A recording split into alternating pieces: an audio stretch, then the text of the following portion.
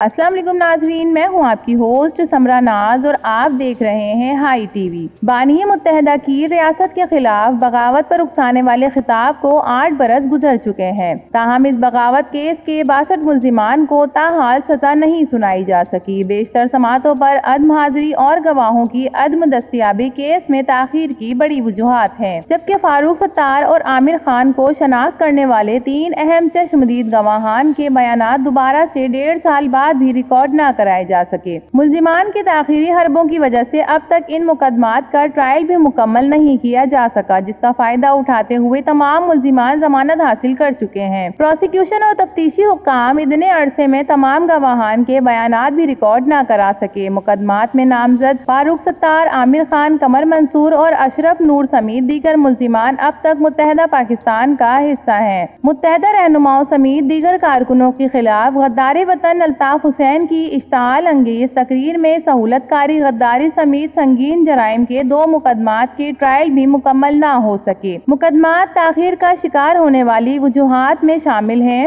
ملزمان کی غیر حاضری سے استثناء کی درخواست دائر کرنا، وکلا صفائی کی جانب سے سماعت ملتوی کرنے کی درخواست اور گواہوں کو پیش نہ کیا جانا۔ مذکورہ دونوں مقدمات تھانہ آرٹلری میدان میں درج کیے گئے ہیں، جو انسداد دہشت گردی کی خصوصی عدالت میں زیر سماعت ہیں۔ مقدمات میں پروسیکیوشن کی جانب سے ملزمان کے خلاف 20 سے زائد گواہان شامل کیے گئے تھے، جن میں پولیس افسران، سیکیورٹی گارڈ اور راہگیر سمیت دیگر افراد شامل ہیں۔ تاہم اب تک محض 13 سے زائد گواہان کے بیانات قلم بند کیے جا سکے ہیں۔ اہم گواہان کے بیانات کے دوران ملزمان کی شناخت بھی کر لی گئی ہے۔ اس کے علاوہ 3 اہم اور چشمدید گواہان نے ٹرائل کے دوران اپنے بیانات ریکارڈ کرائے تھے اور متحدہ رہنما فاروق ستار اور عامر خان کو شناخت بھی کیا تھا۔ بعد میں ملزمان کے وکلا نے ان گواہان کے بیانات دوبارہ ریکارڈ کرنے کی درخواست جمع کرائی تھی، جو منظور کر لی گئی۔ تاہم 1.5 سال سے زائد عرصہ گزر جانے کے باوجود چشمدید گواہان کے بیانات ریکارڈ نہ کرائے جا سکے۔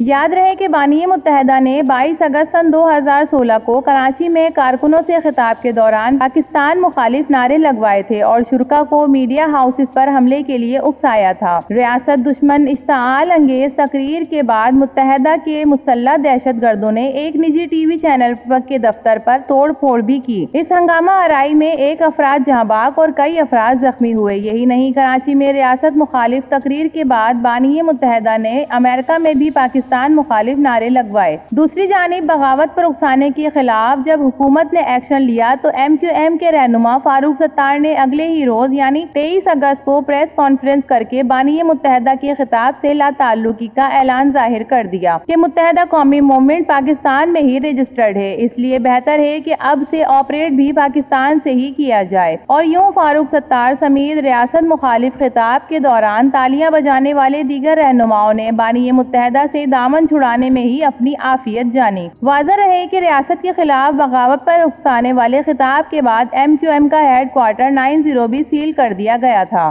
ریکارڈ کے مطابق 22 اگست سن 2016 کو پولیس موبائل پر افسر اہلکار گشت کر رہے تھے اور کراچی پریس کلب پہنچے، جہاں پر 17 اگست سن 2016 سے متحدہ قومی موومنٹ کا بھوک ہڑتال کیمپ لگا ہوا تھا، جہاں پر فاروق ستار، کنور جمیل، شاہد پاشا، قمر منصور، گل فراز اور دیگر رہنما شامل تھے۔ 1500 سے 2000 افراد نامعلوم مرد خواتین شامل تھے۔ اس دوران بانی متحدہ کی ٹیلی فونک تقریر بھی جاری تھی، جس میں اس نے ملک کے مخالف اور ریاستی اداروں کے خلاف نعرے لگوائے تھے۔ اس کے علاوہ شرکاء سے بھی ملک مخالف نعرے لگوائے اور اشتعال دلایا، جس کے بعد پولیس تھانے میں آ کر 1500 سے 2000 نامعلوم ملزمان کے خلاف مقدمہ درج کیا گیا۔